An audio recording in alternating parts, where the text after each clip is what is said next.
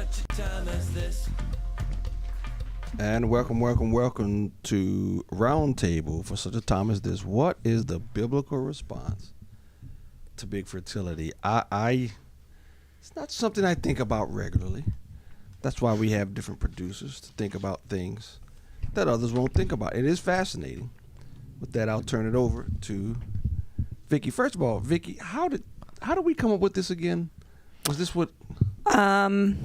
Well, Chloe, our first video that we'll show here in a few minutes, Chloe kind of came up with this topic, and Chloe's joining us for the first time tonight. Okay. Yeah, it is. It's a brand new topic for the roundtable, that's for sure. But yeah, as we know, issues of infertility have been around since the beginning, as in the Bible with Sarah and Abraham, among others. So thought it would be a good topic to tackle. It is fascinating. In roundtable, myself, Vicki, Nancy, and Chloe for the first time. Chloe, explain? We were talking about this briefly before we went on. What?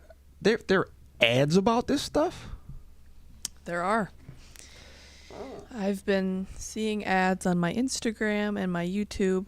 They're targeting me because they know I'm young. Basically saying you can make thousands of dollars donating your eggs to help couples struggling with infertility. And they make it seem like a very glamorous and seamless process with no repercussions. Wow. So yeah, she was able to screen record one of these ads, and that's the first video we're going to show tonight. Yeah, before we get to that, just real quickly, if you could give me a thumbs up to let us know we're coming through loud and clear. Thumbs up. But this is amazing. Okay, here's the first video. Here we go. Donated my eggs, and here's what happened. Did you know that you can help those struggling with infertility and receive up to $48,000 as an egg donor? First, I filled out an application online. Then I had a few screening appointments. Once I was approved into the program, I started my first cycle. I went in to donate and got paid the same day. Apply today.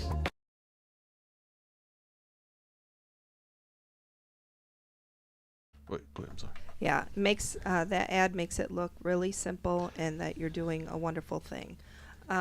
Did she say $48,000? Yeah, $48,000. You can I make don't know where that $48,000 each egg you donate. I think that number. The research we've done, that number does not She said seem up to 48. realistic. Oh, up to 48,000. Yeah. she Yeah, said. I don't. Probably Yeah, the after max. maybe, I don't know how many eggs you would have to do to get that kind of money.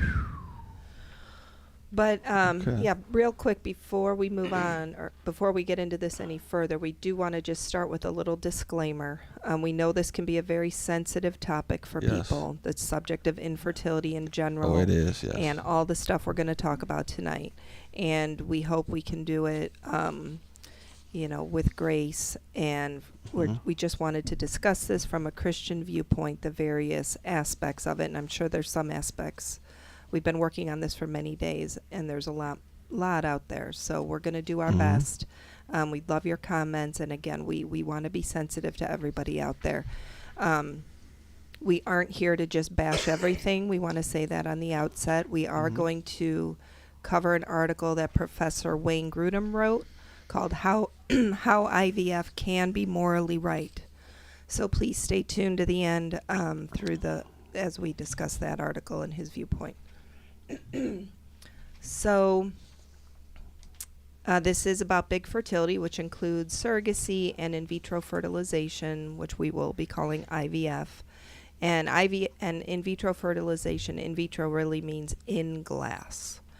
So say that again. it means in glass. So basically in vitro. In vitro, yeah.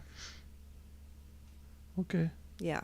So this all started back in 1978. Nancy and Pastor James and I might remember the birth of the world's so-called test tube. Although they weren't test tubes, they were Petri dishes, and are Petri dishes. The world's first baby born that way in 1978 in Northwest England. So that's come to represent the origin story of technologically assisted human reproduction. And at least 12 million babies have been born via IVF since that first birth in 1978. So, as you can see from that ad, Chloe kind of touched on this, and who do you think's being targeted? Very young people, for Young sure. women. And I went on their website, and Wow. you have to be between the ages of 19 and 30. So this ad was from where? An egg bank? Yeah, Con- Fairfax Egg Bank. So kind of like there's sperm banks, and there are also egg banks. Okay, forgive me for my ignorance. I used to know this, being I was a biology major about 80 years ago. How do you donate eggs? Okay, yep, we're gonna get. Are we getting there? Okay, We're gonna all get right, it. Yep, okay. we're gonna define some terms. Okay, gotcha. So yeah, that's a great segue. So let's go ahead and define some terms. So in order to do IVF, you need eggs. These eggs are retrieved from either the intended mother or a donor. Then they are fertilized with sperm in a lab from either the intended father or a donor. It's important to know only about half of the fertilized eggs will become embryos. Then those embryos, however many they decide, will be transferred into the intended mother or a surrogate. So to answer your question more specifically, how are the egg retrieval done? It's in here. Here it is. So first, they have to stop ovarian function. And the research we found said they use Lupron for this, which is not approved for fertility uses, supposedly. But that's what they use. Then they have to do super ovulation, which consists of a hormonal treatment to promote recruitment and development of several follicles to the pre-ovulation stage. Then they release the eggs are released from the ovaries, and then there's an egg removal surgery. So they get the women to super ovulate so that there's a lot of eggs, and then they go ahead and do a surgery to remove them. Gotcha. Was it my imagination, or in that ad, was she taking a pill? Did she take a pill? She did. I thought I saw that just, yeah, They quickly nonchalantly. went by I saw her put something in Yeah. her mouth. Yeah. So that would be what they're doing there, right? Is stimulating. That's what they're doing. Yep, So you're doing hormone therapy. right, right. Okay, lovely. Okay. Yep. Yeah. So for IVF, the Society for Reproductive Technology states that for women under 35, the percentage of live births via IVF is only 55%. Now, when you get above the age of 35, it goes down from there. Ages 35 to 37, it's 40%. Then it's 26%. And then once you get over 40, it's only 8% success rate for women doing their first IVF cycle. So sometimes IVF is offered as a primary treatment for infertility in women over age 40, which with a success rate of only 8%, that's tough. You mean 8% of retrieving the eggs, or 8% once For implanted the to actually go? embryos to actually take. Once they do all, because they say only half of the fertilized eggs will become embryos, and then they have to transfer the embryos into the intended mother. And sometimes the embryos don't attach, or something goes Gotcha. wrong. So they could fertilize, but once you try to implant, only 8% of that works. Gotcha. Only 8% of the implants. Gotcha. Right, Gotcha. right. Exactly. So they'll implant, and then they'll do a pregnancy test however many days after the implantation to see if it worked or not. And so that's what they're saying is 8% is the success rate of the whole IVF procedure. So about how much does all this cost? On average, the cost of a basic IVF cycle in the United States ranges from about $12,000 to $15,000. And Chloe, is there another process also? So there's also a less complicated process, which is called mini IVF. This involves less drugs, and then fewer eggs are retrieved. and that's approximately $5,000 to $7,000. So I'd never heard of mini IVF before, so that's interesting. What's mini? What's mini so about? it's just mini it's IVF? less expensive. There's Got that. less drugs involved, Got and that. they retrieve fewer eggs. Why wouldn't you want that in the first place? I'm just. Well, I guess because it is it's a big deal to do IVF. I think it's pretty rough. This whole So you thing, want to it's get as rough. many as possible. So In I one think that go, yeah. the Gotcha, doctors gotcha, are gotcha, probably gotcha. saying, let's just get it done the first time. Let's get as many eggs as we can, so you don't have to I go got it. through this. Got it. Yep. Because my understanding is, it can be a pretty rough thing. Oh yeah, If, I'm you know, sure. the I'm whole- sure. Not as easy as they made it look in that ad, right? Right. No. Like you Right. could do it on your afternoon lunch and it'll Right. be okay. Yeah. It looked so glamorous, didn't it? Yeah, it almost looked fun or something. Yeah. So, and then what is surrogacy? A surrogate is a woman hired to carry the baby if the intended mother either cannot, due to health reasons, or does not want to carry the baby. Some wealthy women, as we'll see in another video we have tonight, choose to have someone else carry their baby, even though they could They are and have perfectly with others. capable of. Yeah. So gestational surrogacy means that the surrogate's egg is not used. So she is not biologically related to the child. So they have an egg donor, and then they have a surrogate. So the surrogate is not biologically related to the child, because they used to do what's called traditional surrogacy, where it was the surrogate's own egg. Yeah. But there was a legal case back in the 80s, the Baby M case, where the surrogate decided she wanted to keep the baby. Oh. She got it. I don't remember all the details, but she got attached. It was Mary Beth Whitehead. She got attached. She wanted to keep the baby. And because it was Her egg. her DNA, her egg. Oh, I see. And I thought you knew it was someone else's egg. so now they don't do the traditional surrogacy anymore. They Gotcha. use an egg that's unrelated to the surrogate. Gotcha. Yeah. Gotcha. So is this big business? The fertility business is booming as startups go after big profits in a $54 billion market, even as other healthcare companies slump. Fertility companies are thriving as the rest of the healthcare industry stumbles, and it's expected to hit $90 billion by 2031. The question is, you know what the question is in all of this? Why is it getting harder and harder to do it just the natural way? Yeah. Why is this market Yeah, booming? I think we were just at my mom's before this. We were talking with Chloe's grandma. And one of the things she brought up is that some women are putting off getting pregnant till they have their career established. The hustle culture. And Hustle culture. as they get older, my mom, even back when she was still working 20 years ago, these women would be over 40 and they'd come in and ask the doctor, help me get pregnant.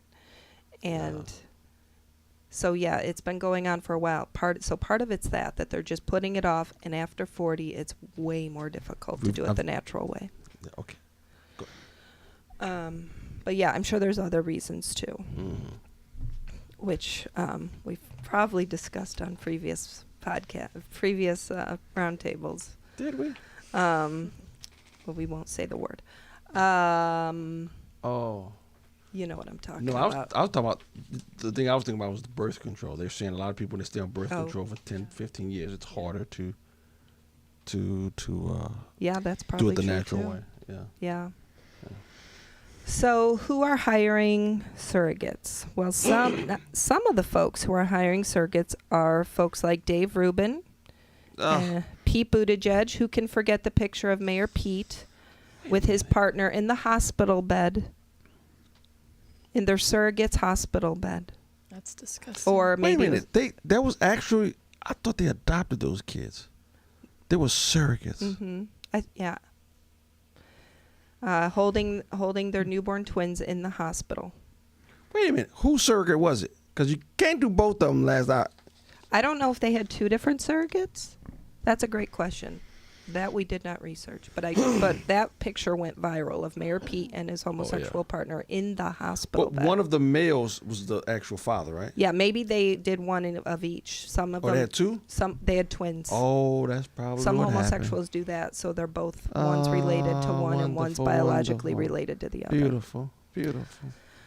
So yeah, that brings us right to our next video here with YouTuber homosexual Shane Dawson. Here's Allie Beth Stuckey, one of our favorite Christian podcasters, talking about it.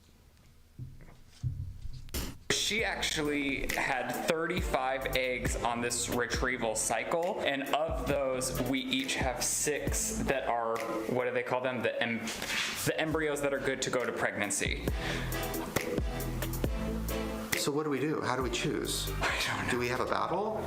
Like, do we make the eggs, like, fight? I'm curious though, I want to talk to our doctor and know, like, okay, of the 4 boys, which boy do we choose? You know, like, I don't like playing God. I don't either. But no, I'm just saying, like, I wonder if there's, like, the biopsies or the lab results tell them We have which to spin one. the wheel and we'll put a barcode on each side. Okay, like, they're talking about people here. Like, you get that, right? They're talking about people. People who do not ask to be created, who do not ask to be then taken away from their biological mother, the egg donor, and then implanted in another stranger, and then taken away from both of those women to be raised by these people. Oh my goodness.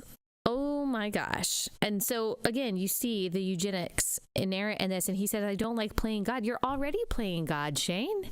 You're already playing God. That's exactly what you're doing. You're playing God by creating these children outside of the natural process. I don't like playing God, and yet you will. You're not. Well, Yeah. So yeah, you could see in that video they're just making a big joke of it. and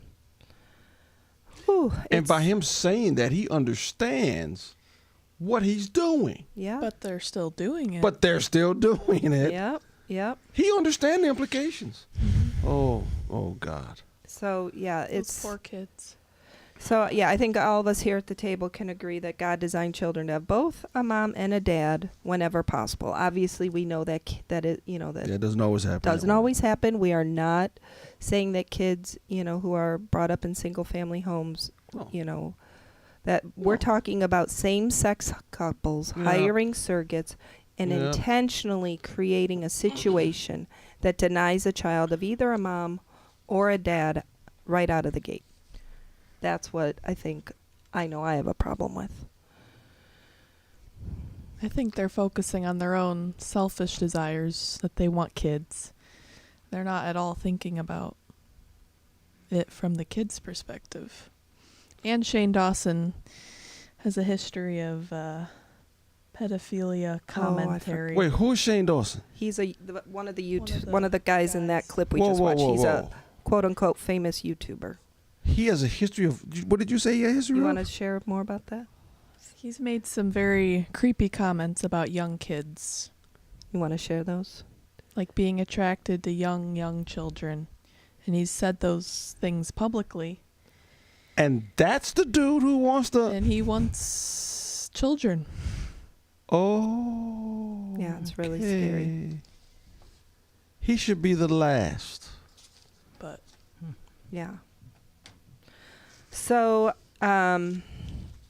yeah, just real quick, there's lots of studies out there, lots of research, that married mothers and fathers are a child's most potent protection from poverty, abuse, school failure, criminal behavior, and serious emotional problems.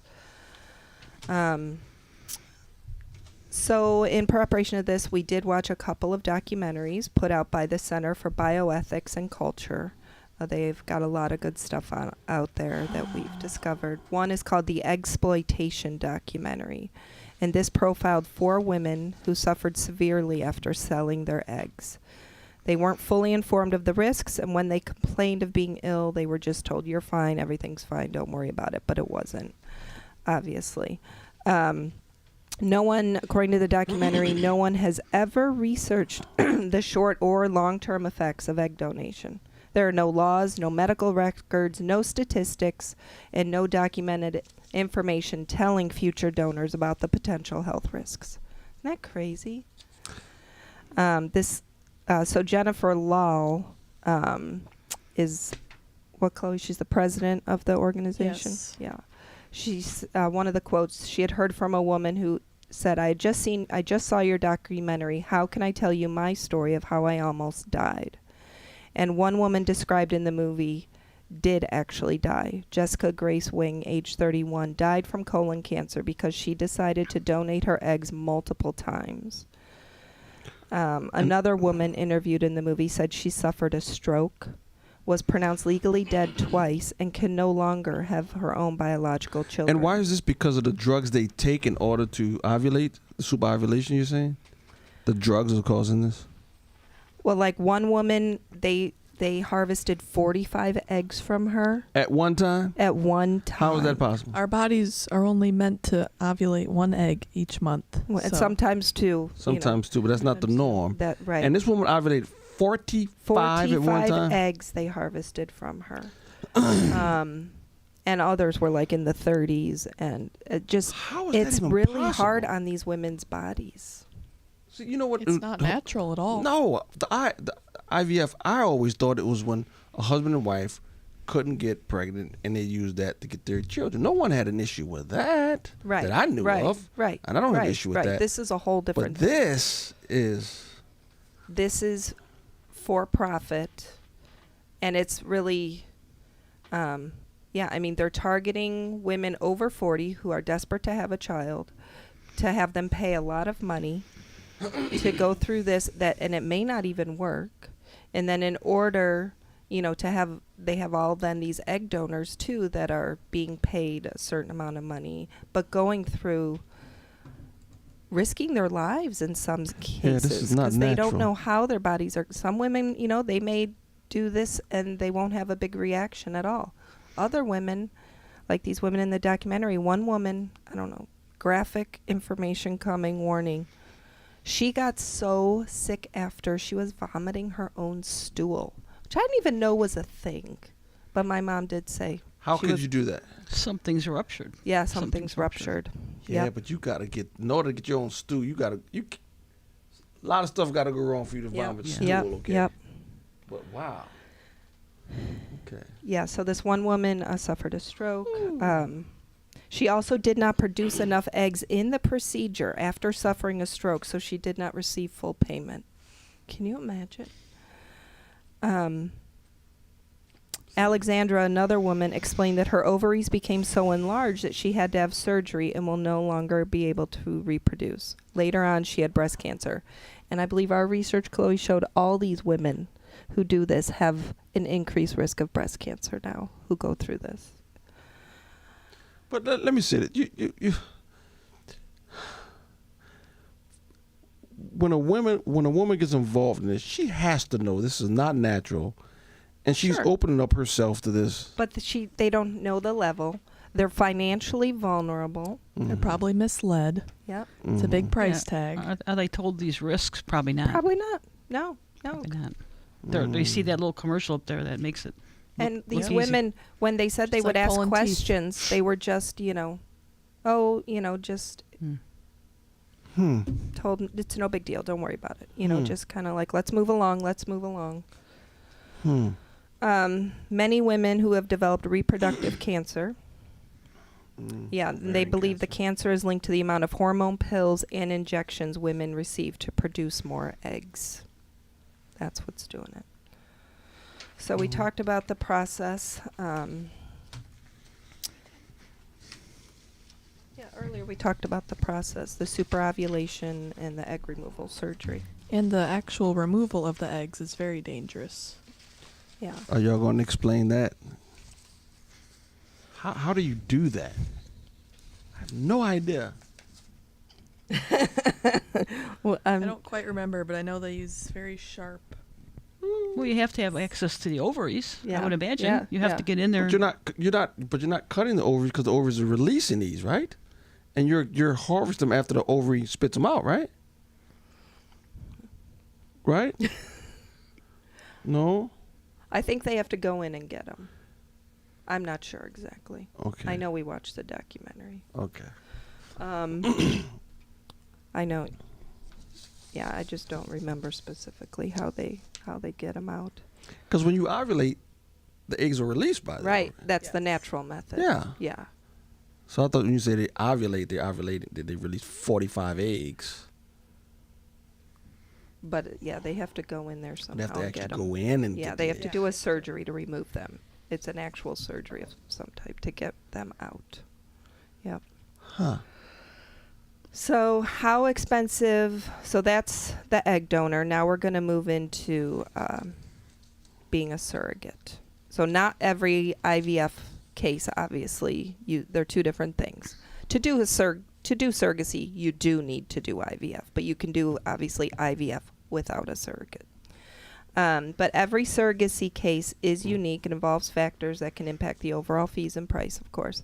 The average cost of surrogacy can range from $190,000 to $230,000, depending on the individual arrangements. And in states like California, where surrogates are in high demand, the cost may be slightly higher. Of course. Yeah, why do we think the demand's higher in California? That's what Satan's throne is. Yeah. So how much of that does the surrogate herself actually get paid? So what we found was a single birth can earn a surrogate $35,000 and an additional $5,000 for a multiple birth. And an experienced surrogate typically receives a higher compensation. So there's a lot more money out there for people because the surrogate's only making a fraction of the total cost. Chloe, you want to do the quote from Jennifer? Yeah, so this is a quote from Jennifer Lal, who is the president of Center for Bioethics and Culture. I thought this was a really interesting point of view that people often overlook regarding the ethical issues that arise when women are paid to donate eggs or be a surrogate. She says, quote, "Organ donors are not allowed to be paid. We don't want money to be a coercive element in the whole area of informed consent. Medicine should never be in the business of allowing people to do things that are medically risky that they have no medical need for."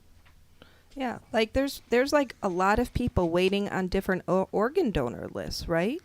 But nobody is suggesting that people be compensated to donate a kidney. You know, I'm sure there would be people who would be willing to donate one of their kidneys if they're in desperate financial straits and they could get $30,000 for one of their kidneys. But we don't do that. We don't do that. So why are we doing it here? Well, the way our society views children leads to this. Yeah. This is emblematic of a society that has no problem slaughtering children in the womb by the millions. So why not? Yeah. So here's our next video with one of the famous families out in California who had a surrogacy experience. This went viral. People can connect in different ways. People could not connect. Do you feel less connected? Mm-hmm. That'll take a minute. Yeah, people say. I mean, listen, but the other was 10 months of hers was walking around. Like easy. This is not easy. I definitely buried my head in the sand during that pregnancy, that I didn't digest what was happening. And so I think when I went to the hospital, I really think that was the first time that really registered. And it has nothing to do with the baby. It's just, you're like, okay, we're having a baby and this is my son and I'm taking him home with me. And I definitely was in a state of shock, I think, from my entire experience in general. I felt really guilty that this woman just had my baby and I take the baby and then I go to another room and you're sort of separated.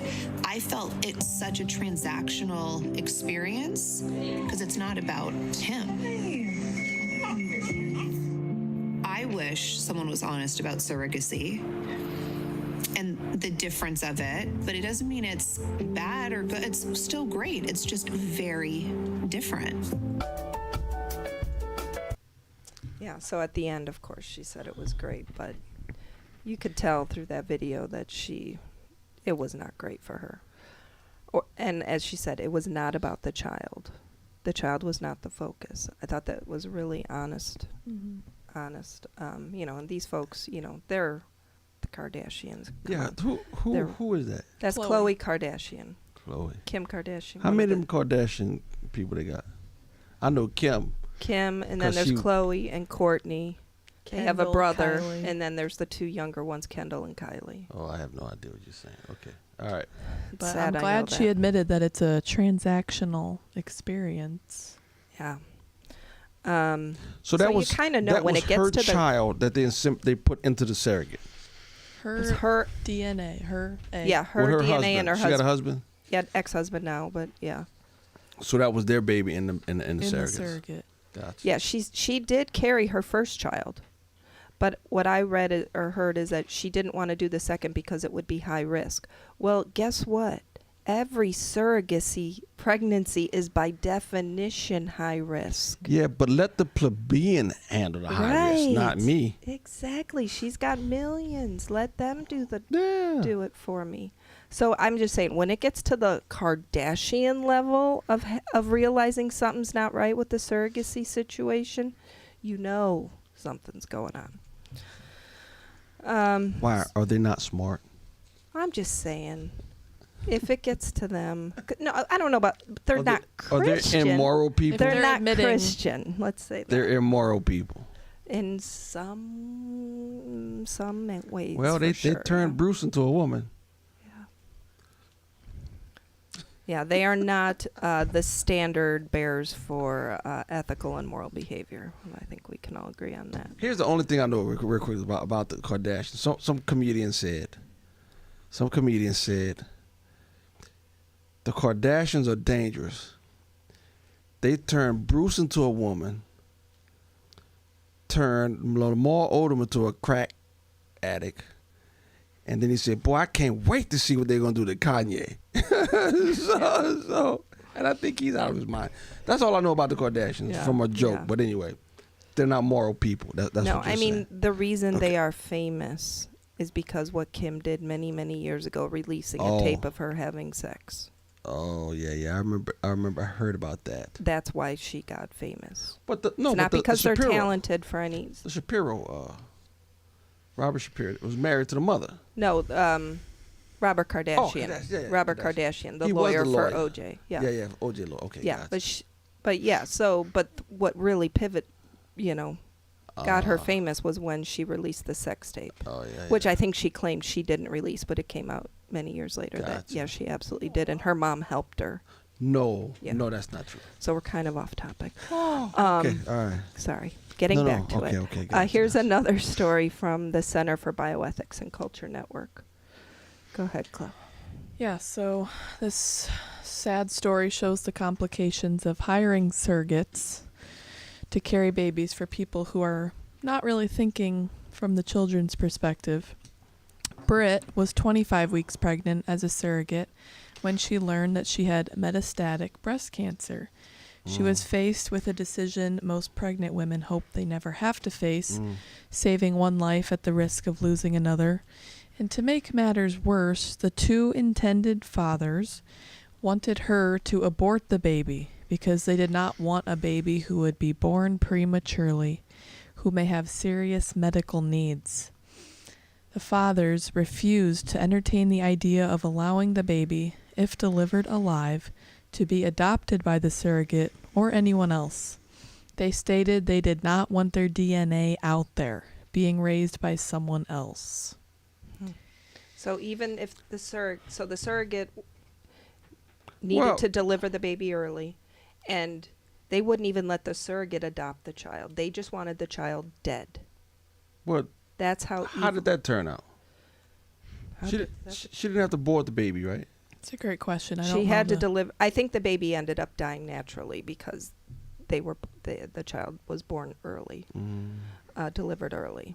But I think I'm not 100% sure, but I'm pretty sure that's what happened. But had the baby been born alive, they just wanted the child. They didn't want They couldn't anyone. do nothing to it. They didn't want the child. If it was 'cause they born wanted, alive, ooh, Pardon? what state are they in? You know, I said I got to have to ask that question. Cause you said that baby could have been born, they still could have. I don't know. Well, no, they're just saying if the father stated they refused to entertain if the baby was born alive, they didn't want the baby adopted by the surrogate or anyone else, and they didn't want. So what do you do with it? Yeah. Well, I think they were trying to pass something in California. I don't know if they did, where a child could be born and up to 25 days. Yeah.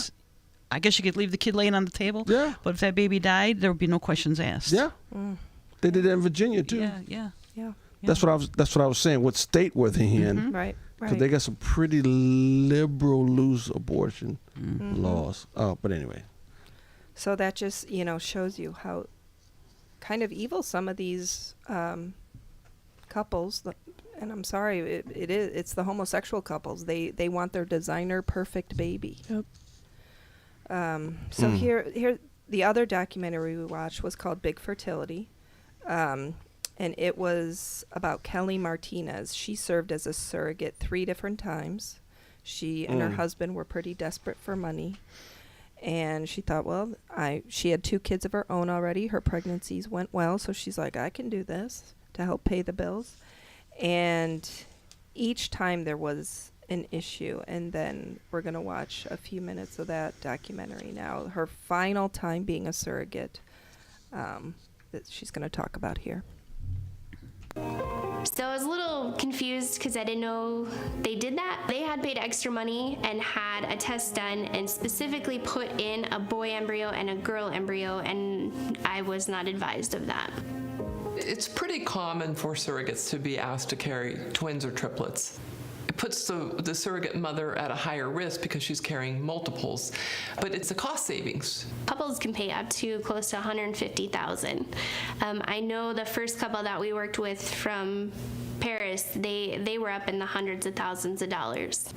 I didn't realize how frustrated I would be with the breakdown of who makes what until this last surrogacy, when I received an email of a statement that I wasn't supposed to see, and I seen how much the fertility doctors make, how much attorneys make, how much people make that don't go through anything near what I go through, and how much more they're paid.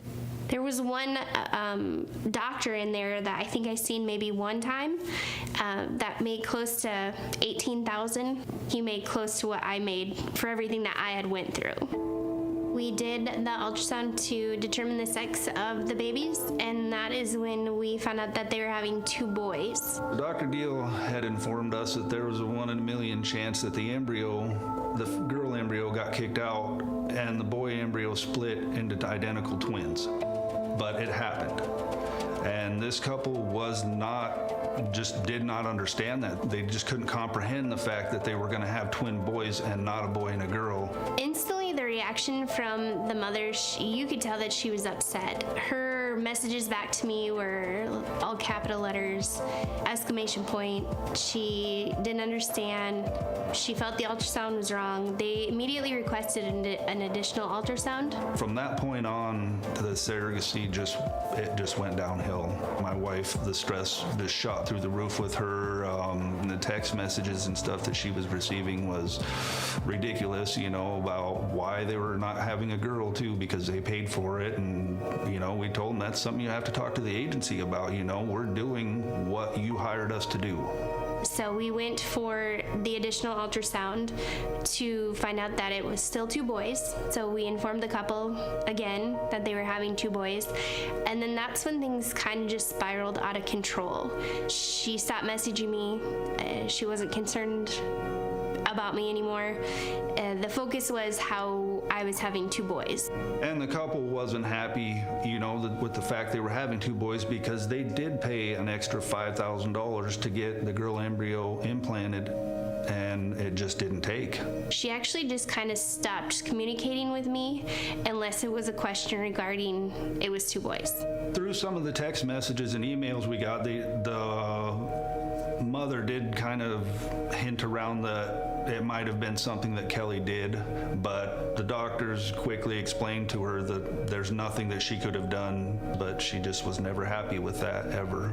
Then things kind of got scary because it was brought up a couple times, like maybe we should have a plan B for the boys, as in I felt like the agency felt like they weren't gonna come to the States to get their children.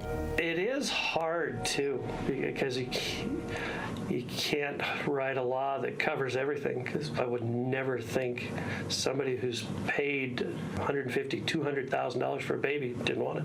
You know, it's just how you don't think that's a possibility, but apparently it is. I continued my job and to carry my health insurance to cover the pregnancy, and then after Christmas I gained close to like 30 pounds in 1 week, and I was really struggling. I couldn't breathe. I was having numbness in my face. It scared me. It really scared me. It's pretty hard because I've got a mom and I've got a baby or two babies, and they're in front of me, and they are my patients. I've had where a surrogate mom refused a vaccination, and the mom knew it was a good idea, you know, and so that was complicated. It's like, who has ultimate say here, you know, and you really straddle that line, and you don't know. I mean, there were all sorts of times I didn't know who I was supposed to listen to, and something always comes up where you don't know who to go with. My wife got preeclampsia, which is very high blood pressure. It can cause severe problems in a woman. It could actually take her life, and the doctor was very concerned about this. So at that point in time, he admitted her to the hospital and kept her there because her blood pressure would spike so high. The surrogate mother think of her as an organ donor. She's pregnant with a foreign embryo. Our female bodies were never designed to carry other people's babies. So in surrogacy, you'll see a surrogate mother is going to be at higher risk of preeclampsia, maternal hypertension, gestational diabetes. All of this puts her into a high-risk pregnancy category.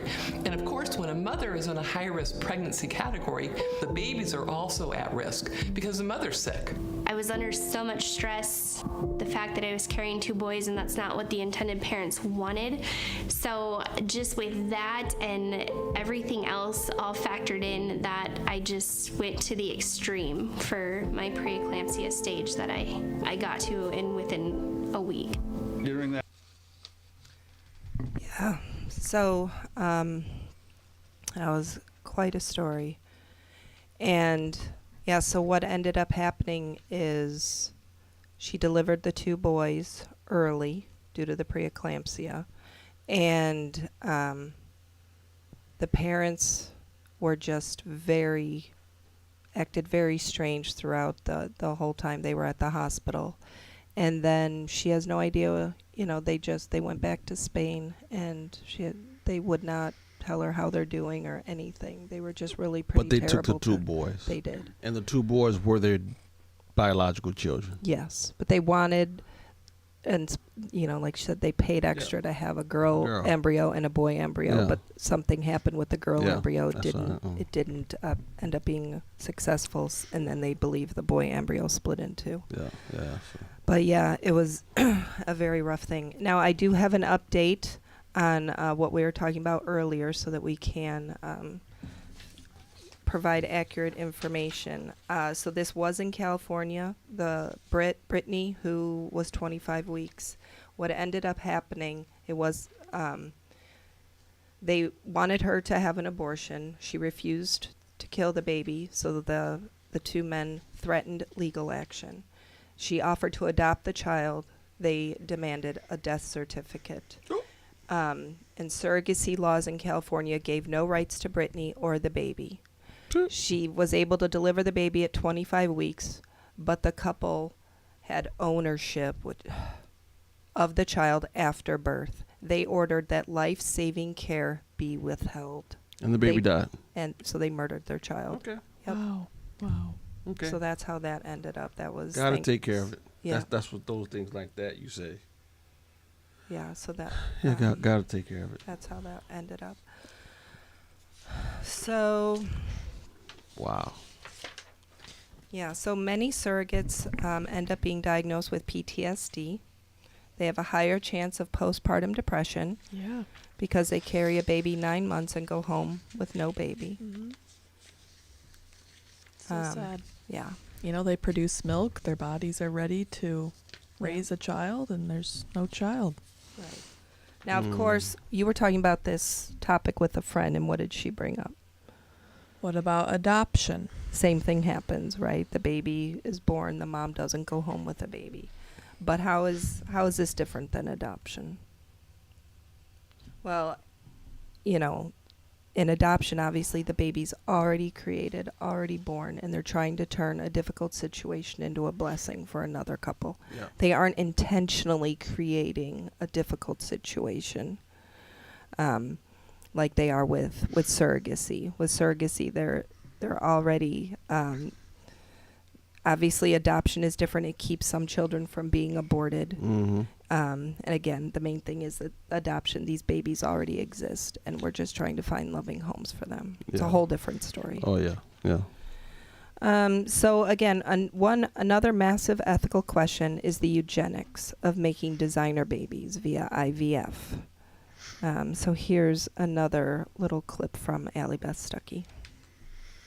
Do IVF so that you could get data on your embryos? Yeah, we had 26 embryos good to go, but we did a whole new round just to be able to do this because it's so much additional information. I see these embryos have health scores ranging from like negative 0.96 to like 1.9. The Titan here, who turned out to be the one we selected, had the best score from our own internal, additional data calculations and genomic predictions best. So this is eugenics via IVF. 26 embryos, 26 human beings made in the image of God on ice that will probably be discarded. And then they're selecting them based on the scores that they have calculated. I mean, this is eugenics. We should be thinking and talking a lot more about the ethics of the reproductive industry and what really goes on when it comes to the creation and the selection of these people. Did you? Yeah. So what do you guys think about all these all these embryos?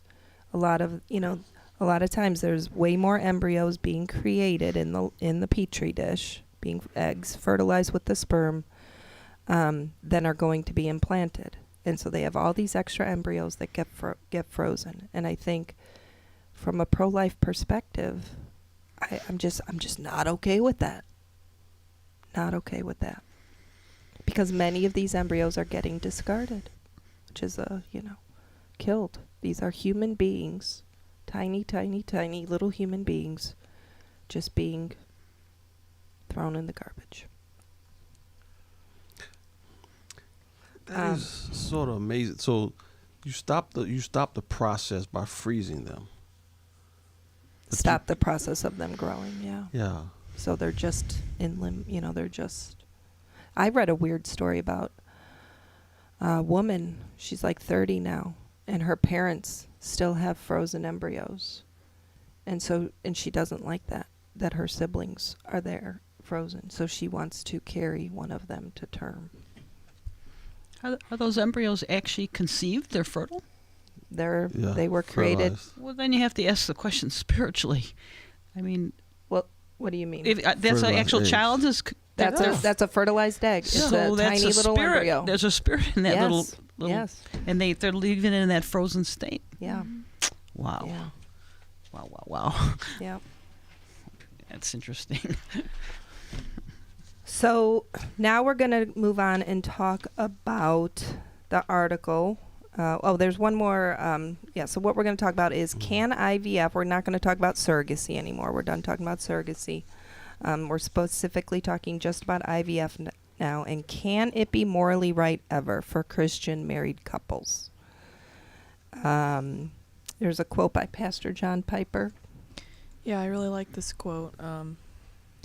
He says, I think any Christian couple should be very hesitant to walk very far outside of the natural processes that God has put in place for making babies. I think that sums it up pretty well. Yeah, and there's also an article, we're going to dive deeper into this. Wayne Grudem, who's a professor of theology and biblical studies at Phoenix Seminary, wrote an article for the Gospel Coalition, which we will link in the description or is already linked. And he comes down on the side, he says, my own position is that, in principle, The teachings of Scripture present no moral objection to a married couple using IVF as long as no human embryos are destroyed in the process. He says when IVF is carried out in a way that destroys multiple human embryos, it is morally wrong because it results in the wrongful destruction of human life, which I think we all agree. But he says it is right to consider infertility as something that in general we should seek to overcome with the confidence that God is pleased with such efforts. Infertility shouldn't be something about which we're indifferent, but rather something we see as yet another result of the fall, one of the disabilities and diseases that entered the human race after Adam and Eve sinned. Infertility was not part of God's good creation as he originally made it or intended it to function. So I think I'm with him on that. If it's a married couple, no egg donation is involved from a stranger, no surrogate, of course, is involved. Yeah. And they are implanting every single embryo and none are being destroyed. What do you say, Pastor? Yeah, I would agree with him also.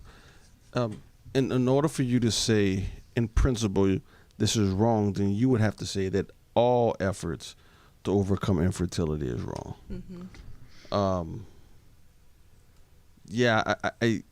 again, the prohibitions against this would be, again, the destruction of embryos. And I think there's something I think surrogacy is immoral.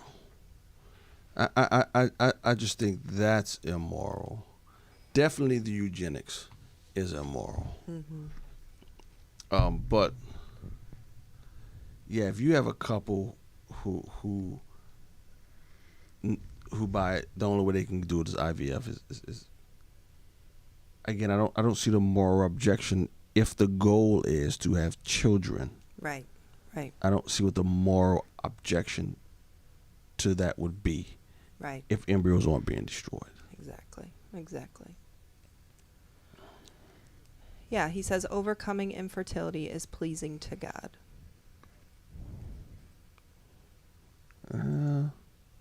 He says he gives a number of passages in his article. He says these passages are entirely consistent with the frequent theme in Scripture that children are a great blessing from God.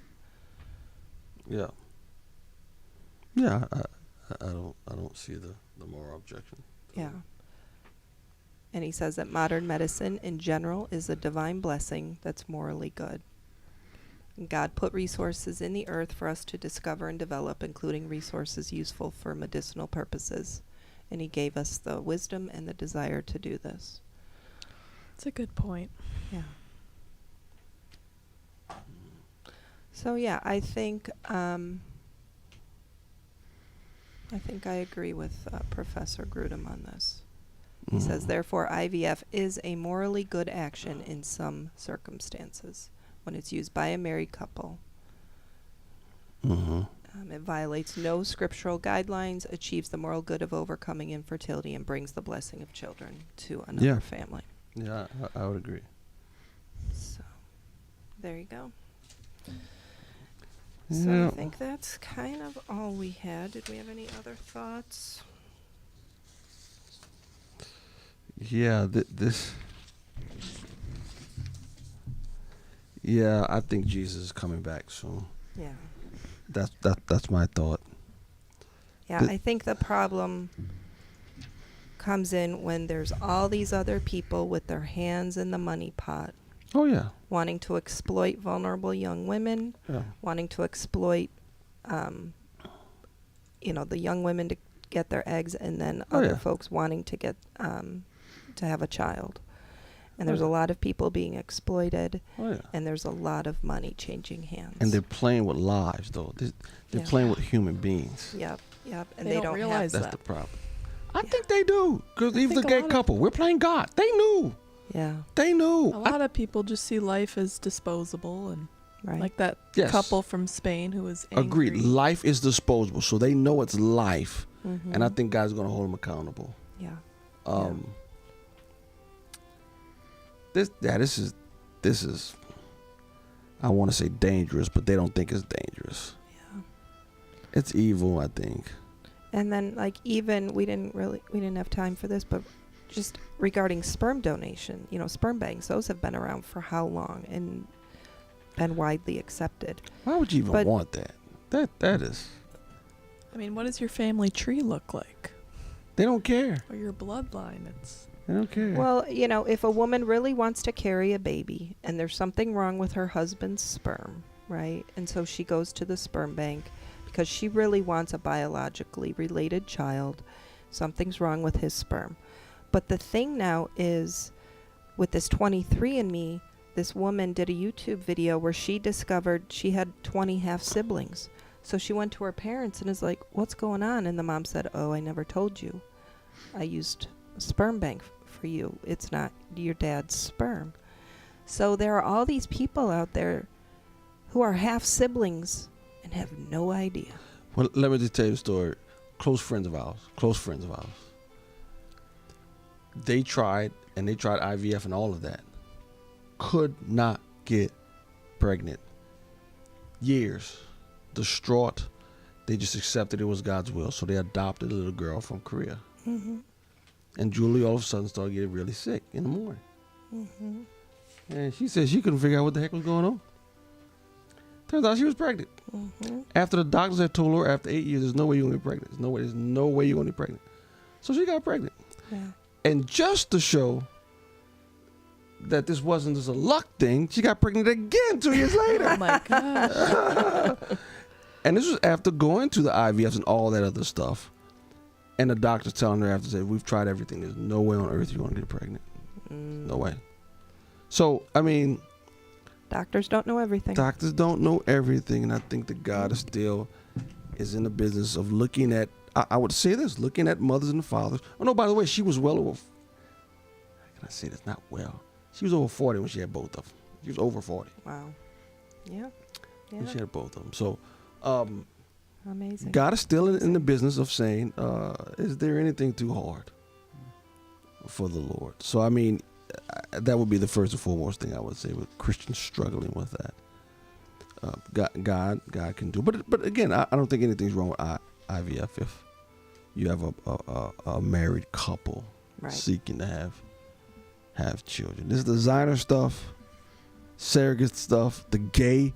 I mean, just think about it. The gay couple that will go and do this, I think that's a mockery, to be honest with you. Mm-hmm. Yep. I think that's a mockery. Yeah. God designs it in such a way. Your gay couple was not to produce children. Right. But you know what, God, we're going to do it anyway. Yep. All right. So be it.